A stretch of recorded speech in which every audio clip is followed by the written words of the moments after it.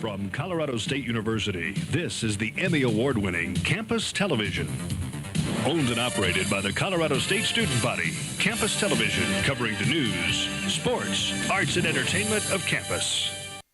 Tonight on CTV, the new Fort Collins mayor and her platform on affordable housing. Then CSU is earning national praise for its mental health services. Finally, CSU explores its use of artificial intelligence on campus. All that and more tonight on CTV News.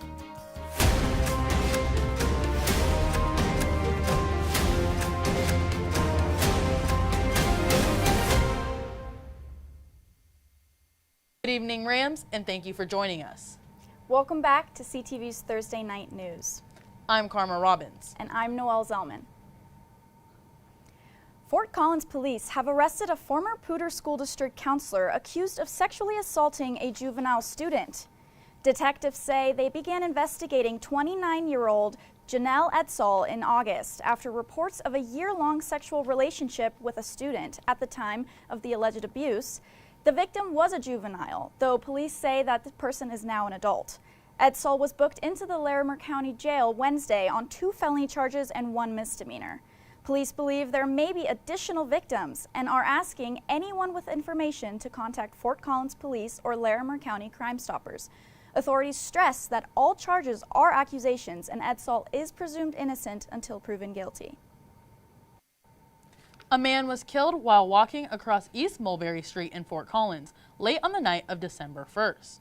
Police say he may have been struck by 2 vehicles, neither of which stopped or reported the crash at the same time. Following the collision, the Colorado Bureau of Investigation issued a Medina alert to help locate one of the suspected vehicles. That vehicle has since been found, but authorities continue searching for the second car involved. The identity of the victim has not been released. Police say they will notify the family before sharing any further information with the public.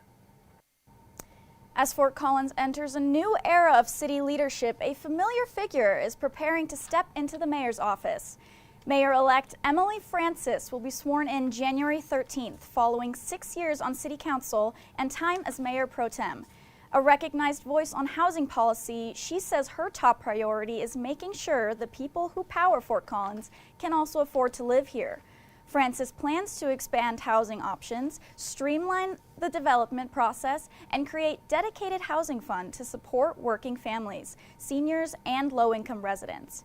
She says affordability also relies on strong small business support, reliable transit, and balanced climate policy. Investments, she believes, are essential to keep Fort Collins livable and accessible. She says she'll work closely with the new council to move these priorities forward and ensure the city remains a place where people can thrive.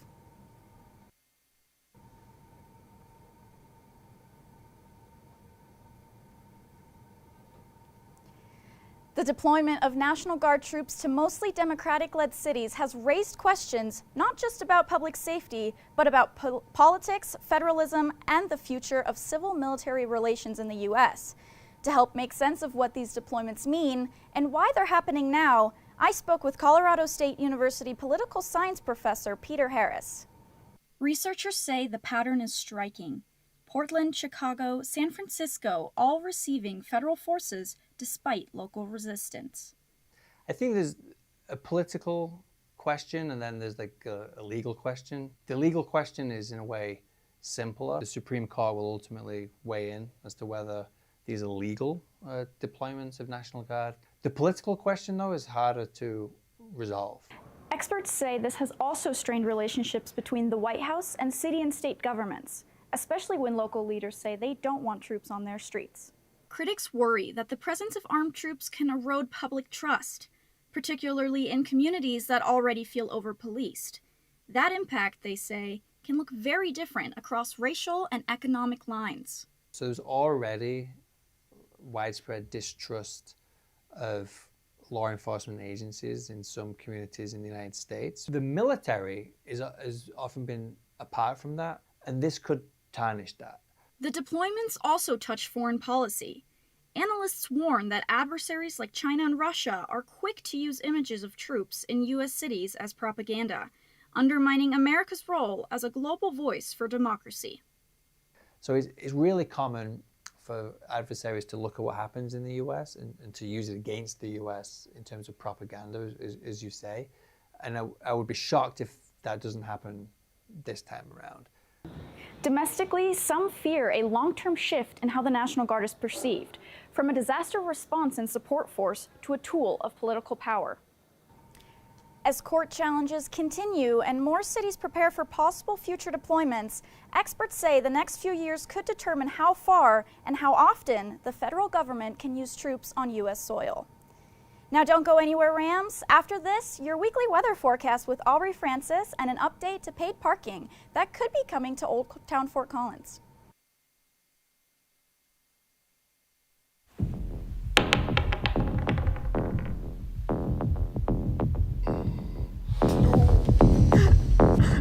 After 2 years? You gotta be kidding me! Okay, no. Robbie. Seriously, do you have anything you can use against the dragon? I can do fireball. That'll do a lot of damage. Yeah, to all of us. Well, I We're in a 4-foot I'm group. sorry. What else do you want me to do? I can't. Okay. Hold on. All right, wizard. What do you do?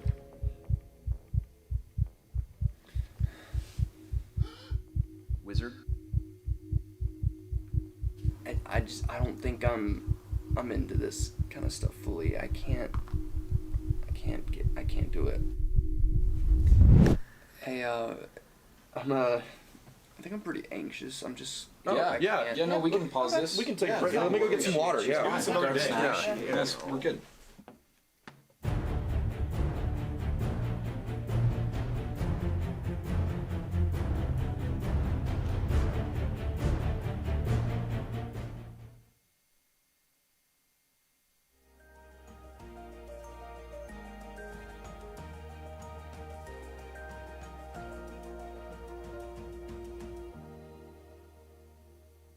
Welcome back from the break, Rams. I'm Aubrey Francis, your weather anchor. Let's take a look at the current conditions. Right now it is cloudy at 54 degrees. The sun set this evening at 4:33 p.m. Humidity is at 28% and the wind speeds are a little low at 8 miles per hour headed northwest.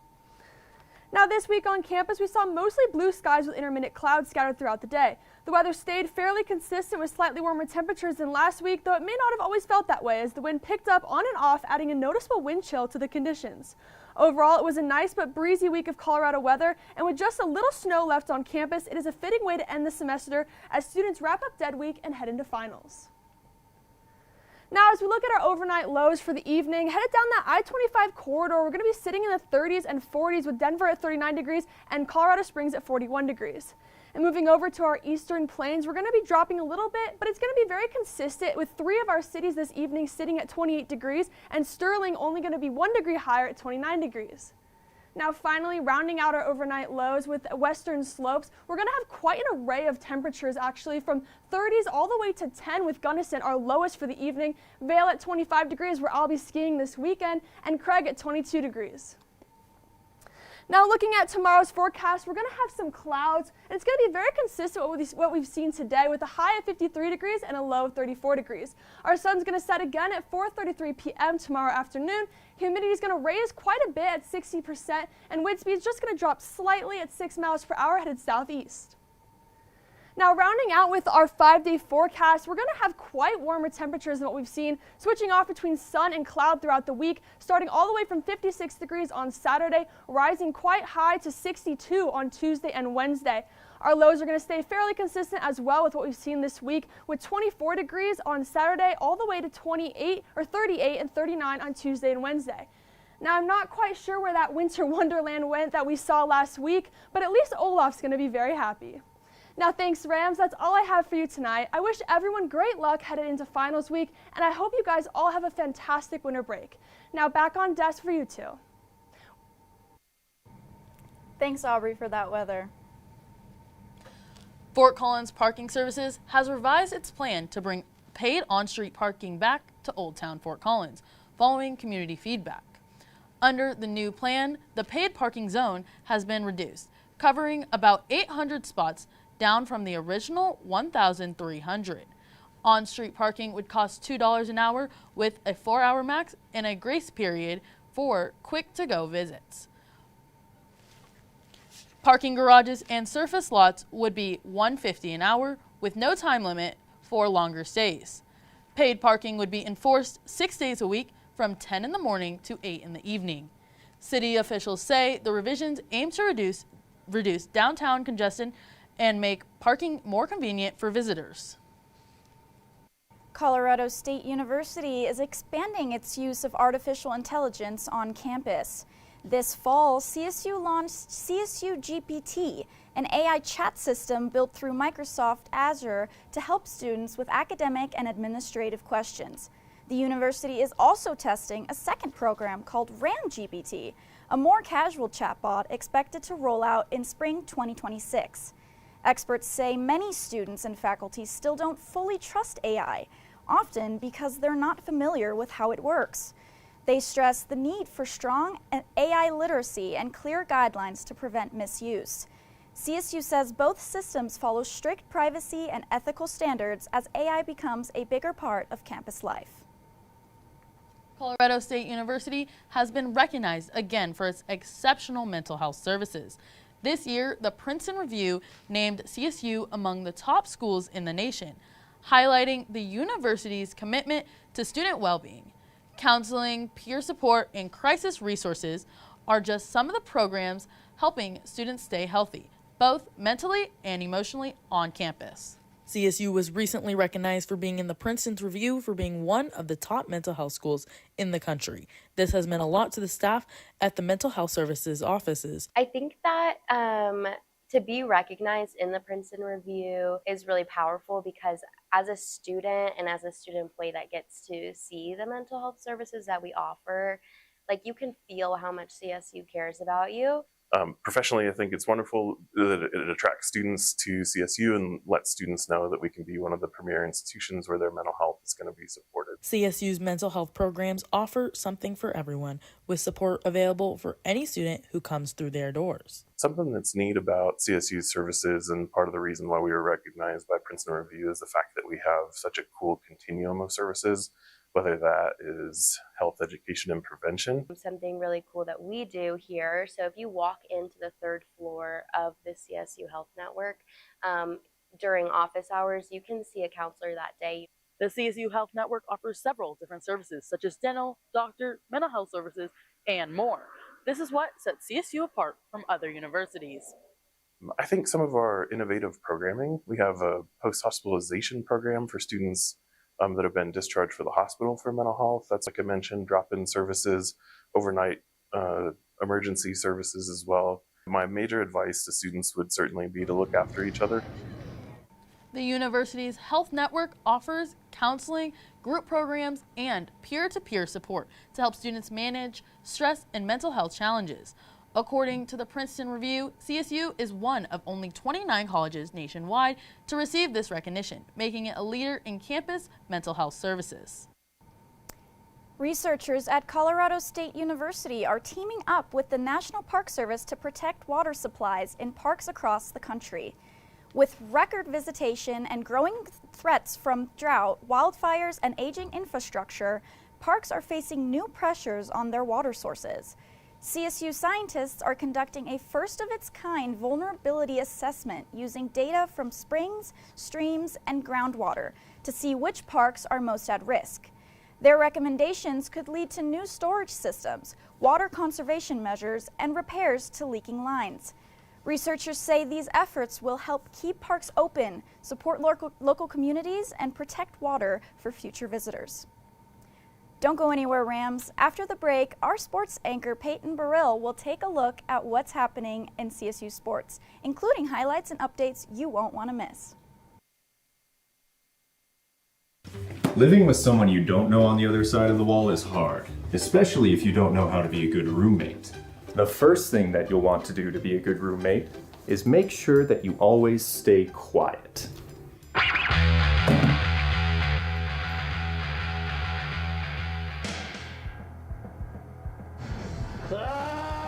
Be considerate of others when using common spaces and appliances. Hey buddy, what you doing? I'm just gonna need like 40 minutes. Be respectful of your roommate's privacy. Ugh, my bad. Finally, make sure that you clean up after yourself. Oh, a fresh toothbrush.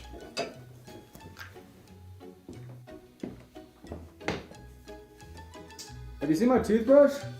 Follow these tips to get along with your roommates and your landlord.